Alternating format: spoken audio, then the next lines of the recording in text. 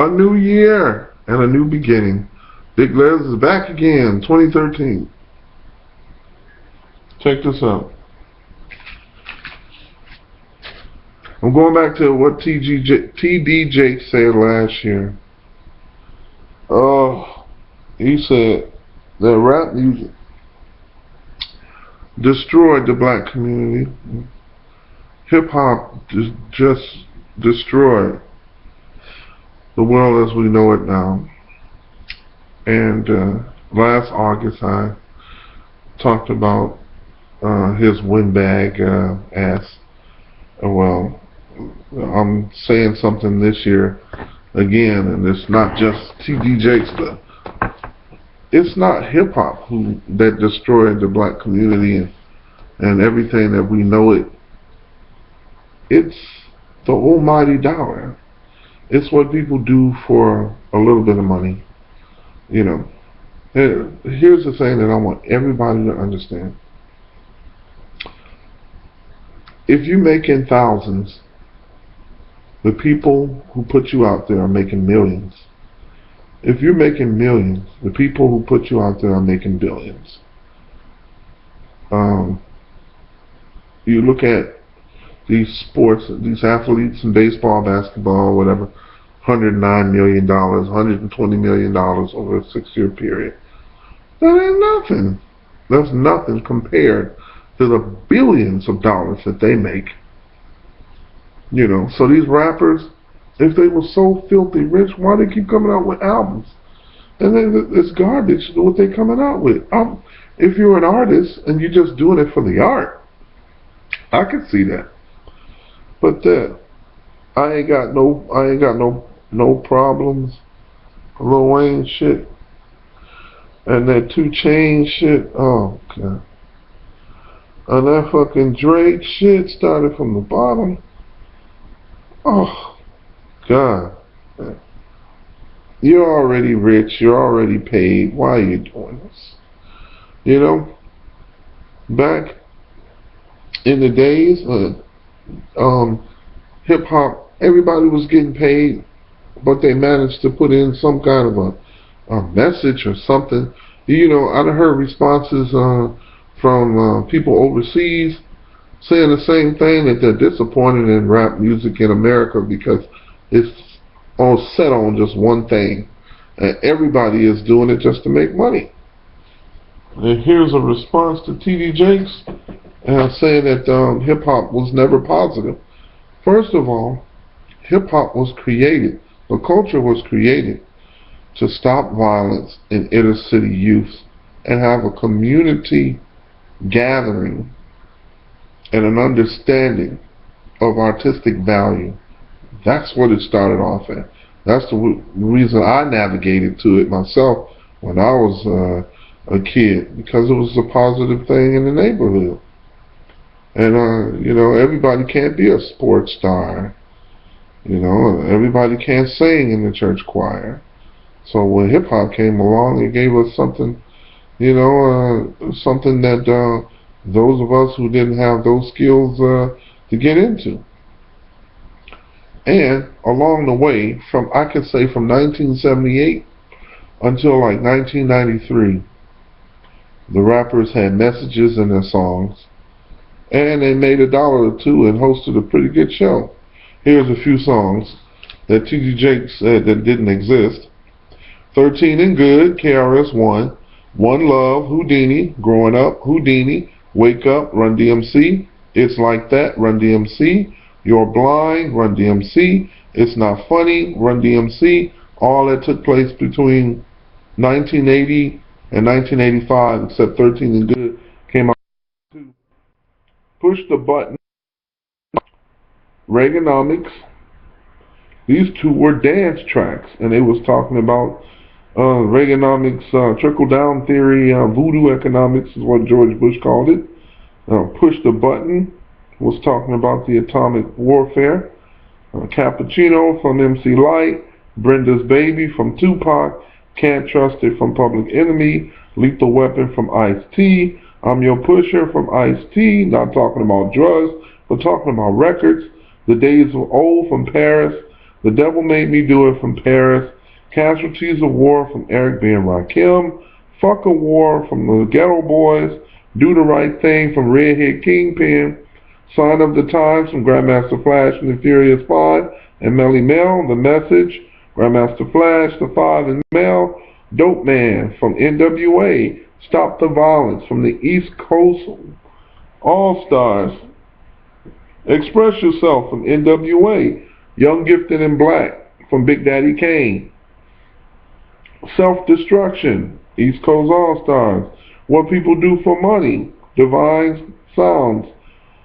In Jail from the Fat Boys. Friends from Houdini. Night of the Living Bassheads from Public Enemy. Brothers Gonna Work It Out from Public Enemy. By the Time I Get to Arizona was a song debating the reason why the state of Arizona did not want to acknowledge Martin Luther King's birthday as a national holiday. This was in 1989. High Rollers from Public Enemy. From Ice-T. City Under Siege from the Ghetto Boys. Let's Talk About Sex from Salt and Pepper. Bag It and Bone It from UTFO. And Proud to Be Black from Run DMC in 1986. And there's hundreds and hundreds more songs with positive messages, and the rappers didn't risk not getting paid, not getting a video showed, and not getting called to do shows. Oh, wow. I mean, just imagine if you did that to rock and roll. If you took away the artists because they had messages in the songs, you wouldn't have nobody. You wouldn't have the Beatles. You wouldn't have John Lennon. You wouldn't have the Rolling Stones. You wouldn't have the Who, the Grateful Dead. Wow. You wouldn't have Megadeth. You wouldn't have Metallica. Wow. I mean, you're talking about Megadeth's Countdown to Extinction album is all political. You know? I'm like, here we are. These guys are nothing but drug dealers on wax. That's all they are. They're drug dealers on recording. They used to sell dope out in the street and ruin families and ruin lives. And now they're selling drugs on wax and they're messing up families and they're ruining lives. Wow. You know, I'm like, and the thing that kills me the most is why you have respect for a drug dealer and not respect for a businessman who did something positive in the community. I guess you're a drug dealer is you're a businessman that did something positive in the community. Jay-Z is worth $500 million. And everybody respects this man. And he comes out and he said that he sold dope. That's what he did to start off the business. And what does he give back to the community? I don't see not one positive movie. I don't see no movies being made about Rosa Parks funded by Rockefeller and Jay-Z. I don't see no movies about W.E. Du Bois and Marcus Garvey funded by these guys. I don't see not one positive program except for them bragging on the shit that they got. And people go out and buy the shit. And what kills me is, like, I'm on the bus the other day, right? And the guy's sitting there rapping about his cars, the clothes. You're living in a fantasy. You're on a bus. You don't have a car and clothes. You ain't got no money. You're on a bus. Stop, man. That's 2013 to kick off. Oh, it's going to be a lot more shit. My new album drops in May 6th of 2013, and it's entitled Sexy Beast. And it is about sexual relationships, romance, excitement between, how can you say it, people over 30. You know, since they said, oh, rap is a young man's game. If rap is a young man's game, then music is a young man's game. You know, rock and roll. Tell it to the Rolling Stones, they're damn near 80, and they're still going around, you know. Tell it to Red Hot Chili Peppers, they pushing 50. I don't want to hear that shit. That's a lie. You can't put an age and a stamp and shit on hip hop. That's a music genre. But if you look around, there is no American Idol. There is no Voice. There is no X Factor for rappers. And if you have the music genres up there, like I saw on Fuse News this morning, of the percentage of people who like country music and so forth, there was no column for hip hop. Because hip hop is not considered a music anymore. We fought like hell to make it considered being a music genre.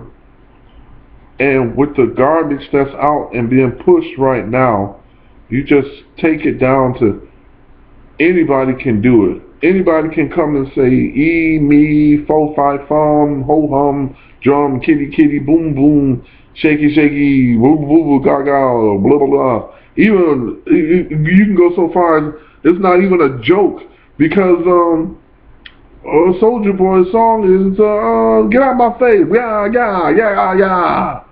And that, come on, man. Oh, God. I'm done.